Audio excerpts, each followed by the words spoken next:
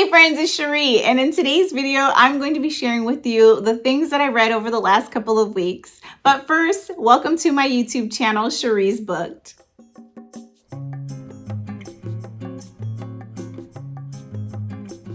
In this video, I'll share with you what I read over the last couple of weeks, and I'll also share with you how I plan to finish reading in the month of October. I have 3 books that I want to read at the end of the month, and that means this last week. That's right, last week, 7 days. And so I better get cracking, okay? Because time is a ticking and the month is almost over. But first, let's talk about what I actually read. The first book that I'm going to talk about, I mentioned in my first video that I posted on this channel. It's called If It Bleeds by Stephen King. It is a compilation of short stories. The first short story is called Mr. Harrigan's Phone. It is about the relationship between a boy who is like middle school age and an old man who is dying. The old man is rich and he actually hires the young man to come over and read to him. Now, the relationship is really special because this young man actually needs this grandfather figure in his life, and they just bond over a lot of different things. And when the old man dies, the boy is devastated. He's so sad to have lost one of his best friends, okay? And during the course of their friendship, he had purchased the old man the very first iPhone so that the old man could communicate with him and so that the old man could check stocks and bonds and things of that nature. Now, when the old man dies, the boy puts the cell phone, his cell phone, into the old man's pocket. And so the old man is buried with the cell phone. When the little boy gets home, he misses him. He's so sad about the fact that this man has died. He just calls his cell phone so that he can hear the old man's voice on the voice message machine, and he tells him that he misses him. The next morning, he receives a text message from the phone that's been buried with Mr. Harrigan. So it's very creepy because the little boy doesn't know if Mr. Harrigan has sent this message or if it's like a phone hacker or something of that nature. But it is a very encrypted message. It isn't real words. It's just a string of letters that he doesn't know what they mean. And so he doesn't know how to feel about it. He tells his dad. Of course, his dad thinks that someone has hacked the phone and that that's all it is. Well, throughout the course of this young man's life, things start happening. And when he's hurt or devastated or, unhappy about something, he calls Mr. Harrigan's phone. He leaves a voicemail. And then the next day, again, he always gets a message. And then people start mysteriously dying, the people that he's venting to Mr. Harrigan about. So it's kind of a spooky story. I think it's perfect for the Halloween season. I really enjoyed that story a lot. The next story in the book is called The Life of Chuck. I really didn't enjoy this one. I actually found it to be a little confusing, but it follows the end of times. So at the beginning of the story, you are listening to a man basically recounting what's happening around him. He and his wife are separated. There's all these like devastating things that are happening all over the world. Whole cities are being swallowed by water. It is definitely signs of the end of times. Technology is failing. The internet is not working. There's all kinds of things that are happening. And there's this weird thing that signs keep popping up all over the place that are thanking Chuck for the number of years of service that he provided. And so it's kind of eerie because these signs are popping up everywhere. And then they actually even start to pop up on houses like neon signs out of nowhere. It's just a weird thing. I didn't understand it. And then when it goes into the story even more, it goes back to who is Chuck, right? So they start talking about who the character Chuck is and why he's important and why these signs are all over the place. And it still didn't make sense to me how the two things connect. I didn't enjoy the story. I thought it was weird. But then some stories are meant to be weird. So I just thought that somehow the telling of Chuck's life would make sense to how it connects to the end of the world later. And I couldn't tell if it's the end of the world for everyone or if it's just the end of the world for Chuck and it's Chuck's imagination that's drum up this story at the beginning of the book. I didn't understand it. So I moved on, okay? I did not DNF because I love Stephen King and I wanted to see what was next. So I went on to If It Bleeds, which is the name of the book, and this is the main story of the book. I believe it's the longest book in the miniseries. I did not get to finish this book because it was a Libby book that I checked out, and I couldn't finish it before the expiration date. And because it is a highly sought after book, there was a long wait list, so I couldn't recheck it out.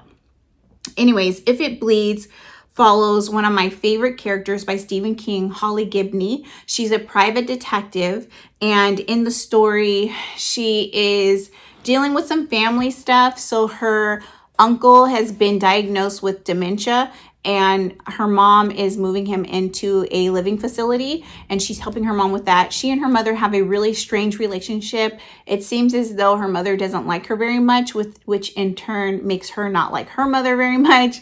But that's just kind of like the undertone story that's happening throughout. But she has basically uncovered that a supernatural creature is committing crimes that are resulting in people's deaths, and he is feeding off of the emotions of the people who are involved in the crime or the deaths of whoever are dying. I don't want to give away too much about this story. This one was actually really good. It was my favorite of the three, but she basically figures out and uncovers that a supernatural being is responsible for some crazy stuff that's happening. This is a good story. This was my second Holly Gibney story. I enjoyed the more recent Stephen King novel, Holly, so much that I actually Googled which stories of his included this character. And so this was one of them. The other one I'm currently working on, it's called The Outsider. And The Outsider actually takes place before If It Bleeds. So if you like a detective story with a supernatural edge, this one might be good for you. So the order that you would read it in is The Outsider first, If It Bleeds second, and then you would read Holly. That is the order. And it's a very good story. I definitely enjoy it. I didn't get to finish this story because it was a Libby rental and there was a long waiting list. So when I hit the expiration date, it didn't give me the option to recheck it out. So I'll have to go ahead and check it out in the future. But the last story was called Rats. I did start the story, and basically it is about a professor who takes a sabbatical. He wants to be a writer, and so he basically leaves his wife and child to go to a cabin and just write. And that's as far as I got into the story, but because the story is called Rats, I'm not sure that I'll enjoy it anyway because I really don't like rodents. And I think that a story with rats is probably going to creep me out. But overall, I gave the book a 4-star rating because it is a book that I could see myself reading again in the future, although I'm not too pressed to hurry up and read it again. I don't necessarily know that I'll read it every year, but it was a good enough read to where I would revisit. The next book that I completed is the book Crave by Tracy Wolff. This is a very thick book. I read it in 1 week. And this book follows Grace, who is a teenage girl whose parents die in a tragic accident. And she goes to live with her uncle, who is the dean of an elite private boarding school that you cannot find out anything about online. It is very secret and is located in Alaska. Now, this young lady is from San Diego, where it is sunny and you mostly wear sweatshirts in the winter and flip-flops. And now she's in Alaska, where the snow is freezing cold and thick. And so she's adjusting to the climate change, but she's also adjusting to the fact that she's now living at a boarding school and sharing a room with her cousin. And she's grieving the loss of her parents. And while she's grieving the loss of her parents, she's also thrust into this private school where sinister things are happening. The students at the school just are bizarre and strange. And it turns out that this is a boarding school for supernatural creatures. So we're talking vampires, we're talking witches, we're talking shifters, we're talking werewolves, we're talking gargoyles. Like, this school is packed with lots of different types of supernatural beings, and she in the beginning has no idea that anything is amiss. She does not know that these are not human students. Like, she has no reason to question it in her mind. Now, that is probably the first thing that bothered me about this book. I got to page 300 in this thick book. That's halfway. I got halfway into the book when she finally realizes that her classmates are not human. There's all these signs. There's all these creepy things that happen. The actual boarding itself is like a castle, and it's very you know, spooky. Like everything about it screams spooky book. Okay.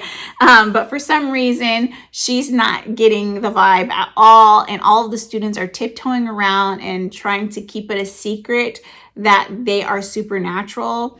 Also, throughout those 300 pages, things keep happening that almost kill her. And so she's like oblivious to the fact that the students at this school are trying to kill her. I thought that was really weird that you would get 300 books in and she's still that oblivious. She falls in love with a boy who turns out to be a vampire in the story. This book is definitely, and I wrote this down, giving Twilight, Legacy, and Vampire Diaries vibes. If you like those shows / movies, then you will enjoy this book. I do remember the feelings that I had in 2005 when I read the first Twilight, and being very excited and staying up all night reading it, and it being a very romantic, not scary, supernatural type of vampire story. And that's the vibes that I got from this book. If you are a grown woman like me, or grown up like me, and you struggle sometimes with reading YA, then this may not be for you. But if you don't mind a little YA romance, then you will enjoy this. I definitely think that it is something that I might read again in the future if I just need something lighthearted and sweet. But I gotta say, it definitely felt reminiscent of so many different things. And as a matter of fact, in the book, they even reference Twilight and Legacy, which I thought was interesting. And I also felt as though the romance between the two main characters, Jackson and Grace, was very reminiscent to the relationship between the two main characters in Fourth Wing. Let's see, Violet and Liam. So trying to stay away from each other, can't stand each other, but also madly in love with each other and just want to touch each other. The vibes were so similar. You could easily confuse the two couples. That's how close the relationship was between the two main characters in this book to Fourth Wing. And I just thought that was kind of weird. And I actually didn't check to see which came out first, so I don't know if one took influence from the other. But I definitely saw some similarities in the bad boy vibe and the vulnerable young woman thing happening. It was very, very similar. So anyways, if you like Fourth Wing, you probably like this too, although this doesn't have a lot of action in it. It has some things that happen that are exciting, but for the most part, it is more along the lines of Twilight. So anyways, I rated this a 4-star read, and I think I would read it again. And as I enjoyed it enough to where I sought out where I could find another copy quickly so that I could continue the series. So I've already started on the second book. It's called Crush. It is available free on Audible right now. I think it is one that is going to expire soon though. And also you can find this on Kindle Unlimited if you have a Kindle Unlimited subscription. All right, let's move on to The Dowery of Blood. Now this is a book that I have been struggling with. It is the shortest little book ever. I mean, it only has like 310 pages. But somehow I am stalled at 159. It should have been done within 2 days. I don't know how I can't just finish this, but it seems to be very depressing and boring to me. It basically follows a young woman who is dying at the beginning of the story. She's been brutally attacked and she's basically bleeding to death. And a vampire saves her and makes her his bride. So she is a vampire's bride. And basically, this is a letter that she's written to him, and it's retelling the story of their life together. And it's just so sad and so boring. This vampire is controlling her.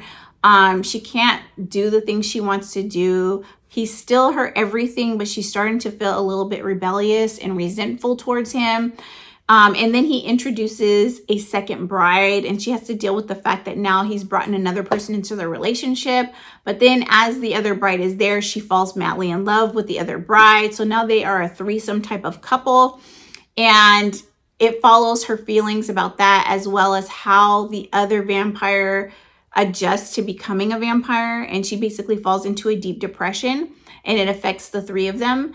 I don't know. I just found this to be so boring and depressing that I'm really struggling to finish it. I do want to finish it because I don't like DNFing books. But yeah, I mean, it's definitely not one of those books that I would say was my favorite book. A book that I actually did not take notes on that I tried to read as well on my Kindle was The Haunting of Adeline. I got pretty deep into the book and I just found it to be disturbing, to be perfectly honest. One of the things that basically threw me off about the book from jump is that there was a lot of cursing, and I actually don't mind profanity in books. It's not usually an issue, but I just felt like it was kind of like not necessary and kind of like vulgar, I guess, in a sense. I just didn't care for it too much already in the very beginning, but I pushed through and I just found it to be very eerie and uncomfortable, and I didn't enjoy it at all. And then I was like, you know what? I haven't read anything about this book. Let me go and read some reviews before I continue to force myself to read this book.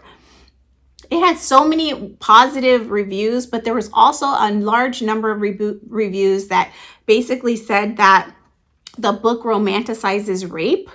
And as soon as I saw that, I was like, okay, I'm done with this book. I am not reading anymore, because I was already getting some very strange vibes about the book and it was already kind of like uncomfortable to read. So the fact that later in the book, there's going to be situations with rape and the fact that they're romanticizing it. And I saw more than 1 or 2 reviews saying the same thing. So I definitely decided that I was not going to finish reading that book or that series. And I'm very glad that it was a Kindle Unlimited download versus something that I spent my money on. So those are the things that I completed. Currently right now, I am listening to The Outsider by Stephen King on my Libby account. I'm trying to finish it up before it expires. I usually listen to my audiobooks while I'm cleaning, cooking, or, you know, sewing, whatever crafty things I'm doing, I'll have an audiobook playing. I also want to challenge myself to just knock this out. I literally could finish this tonight with no issue. It's just so boring, but already I'm feeling like this is a 3-star read. I won't revisit it. It's not terrible.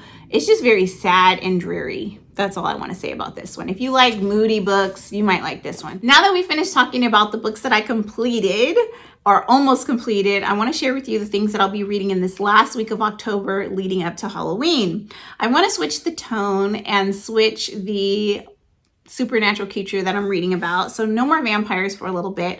I'm going to try to read The Very Secret Society of Irregular Witches. I got this book on sale on Kindle and it was 99 cents, I believe. And if you purchase it on Kindle, you can get it on Audible for 99 cents as well. But this book generally retails for a paperback on Amazon for like 14 bucks. But if you buy like a hardback, I want to say it retails for somewhere around $20. But I found it for 99 cents on my Kindle and I'm happy about that. So this book is by Sangu Mandanna. I hope I'm saying that correct. I'm going to go ahead and read the description on Amazon so that I can tell you what this is about. It says, as one of the few witches in Britain, Mika Moon knows that she has to hide her magic. She keeps her head down and she stays away from other witches so that her powers don't mingle and draw attention. As an orphan who lost her parents at a young age and was raised by strangers, she's used to being alone and she follows the rules.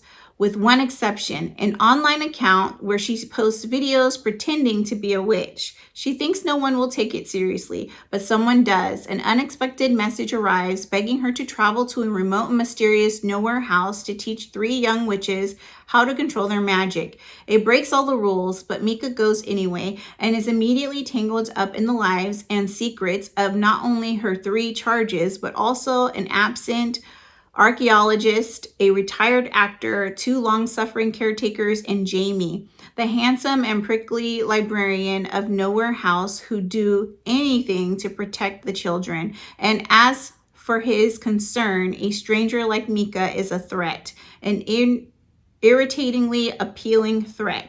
As Mika begins to find her place in Nowhere House, the thought of belonging somewhere begins to feel like a real possibility. But magic isn't the only danger in the world, and when peril comes knocking at the door, Mika will need to decide whether to risk everything or to protect a found family she didn't know she was looking for. That sounds really sweet. I think I'll enjoy reading this one.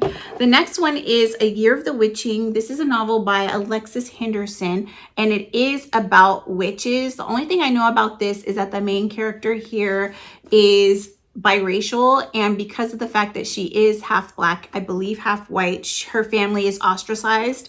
So, and also they are witches. So I'm eager to read this one as well. Before I share with you the last book, I want to show you my absolutely stunning book cover that I made 2 days ago. This is a fabric covered book cover that I actually created a tutorial for on my sewing YouTube channel. I'll link the tutorial in the information section below if you'd like to learn how to make your own fabric covered book cover. Anyways, the book that I'm going to be reading is inside. The story is The Immortal Dark, and this one is by Tigest, Girma, and I picked this up because the author is Black, and I wanted to support another Black author. Also, these are Black vampires, and I haven't read too many stories about that Black vampires, so I was eager to pick this up. From what I gather, it is a dark academia, and in this realm of vampire lore, the humans in the story gain powers from their companionship with vampires. So something happens where a young lady goes to this university and some vampire stuff happens, okay? That's all I know. This book has mixed reviews online, but I definitely want to give it a shot. I love vampire stories, and I especially want to read more books about Black vampires. So that concludes my plans for reading in the next week or 2 weeks. I hope you enjoyed this video. If you did, please do give me a thumbs up. And if you haven't already, please do subscribe to my channel. I hope you have a fantastic day and a wonderful week. Talk to you soon. Bye.